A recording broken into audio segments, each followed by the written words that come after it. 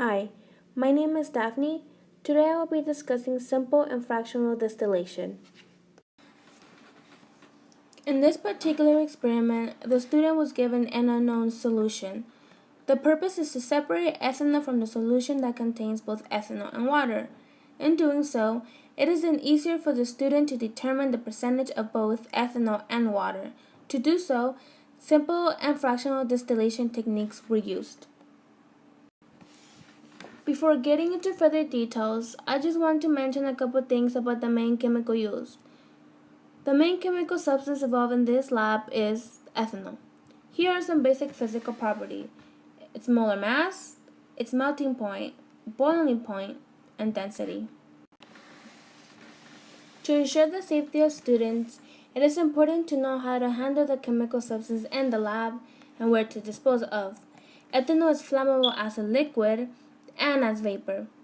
It can cause severe eye irritation, respiratory tract irritation, and moderate skin irritation if contact occurs. Once the experiment is completed, the student then disposes of the solution in the sink. Materials needed to conduct simple distillation are a thermometer, a distillation head, a rum bottom flask, heating mantle, and a water jacketed condenser. The only different piece of apparatus required in a fractional distillation is a distillation column, which contains glass beads. Now I'm going to explain the difference between simple and fractional distillation. But first, let's talk about what distillation means. Distillation is a technique widely used to separate compounds based on the difference in boiling points.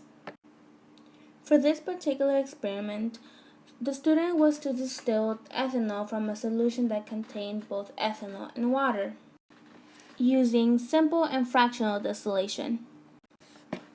To begin, the ethanol water solution is placed into a rum bottle flask and then heated. The first to evaporate is ethanol. This is due to the fact that ethanol is more volatile than water and has weaker molecular bonds. Once evaporated, the ethanol is then recondensed and comes out as a pure liquid. As this takes place using simple distillation, there is a minor problem. The ethanol that is evaporating still contains water. To ensure that ethanol is as pure as it can be, the distilled ethanol needs to be poured back into the rum bottle flask and distilled all over again various times. Now, on the other hand, fractional distillation works a bit differently. As ethanol evaporates, it still contains water, but the water recondenses in the distilling column, which contains these glass beads right here. These beads increase the surface area, and this is where the water is able to recondense, but at the same time letting ethanol evaporate and collect it more purified. This is why fractional distillation is more efficient. This is a phase diagram. This is substance A and substance B. Here is the gas phase, and this is the liquid phase. Relating to this particular experiment, substance A is water and substance B is ethanol. Substance A has a higher boiling point than ethanol, therefore concluding that ethanol is more volatile than water.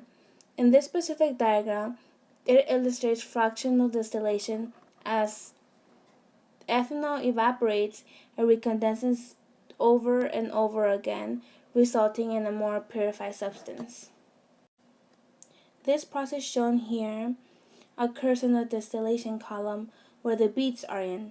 If this were to be a simple distillation, this would only occur once. Here we have our results. Here we show a graph of both simple distillation and fractional distillation. The student concluded that 52% was water and 48% was ethanol.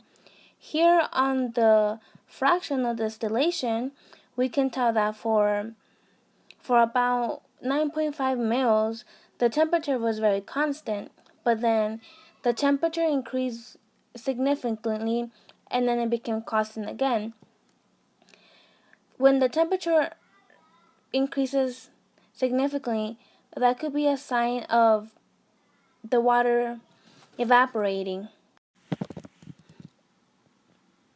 A reason why we don't use a simple distillation line to determine the percentage of ethanol in water is because it increases constantly. So we're not able to see where the ethanol evaporated. Where on the other hand, the fractional distillation data shows how the ethanol evaporated constantly for about 9.5 mils. Last but not least, we're going to talk about mistakes and errors. Errors are unavoidable. No matter what the student does, they will occur. Mistakes, on the other hand, are spilling solution, not having the apparatus was set up, things like that. One mistake that could have been done was not placing the thermometer correctly. We had to make sure that it wasn't very low or very high up. It had to be at a perfect spot so the temperature could be recorded, not of the liquid, but of the solutions that were being evaporated. Now, an error that could have occurred was not having purified ethanol. This is unavoidable because there's nothing that you can do to make sure that the ethanol you're distilling is well purified, except pouring it back into the round bottom flask and doing the process over and over again.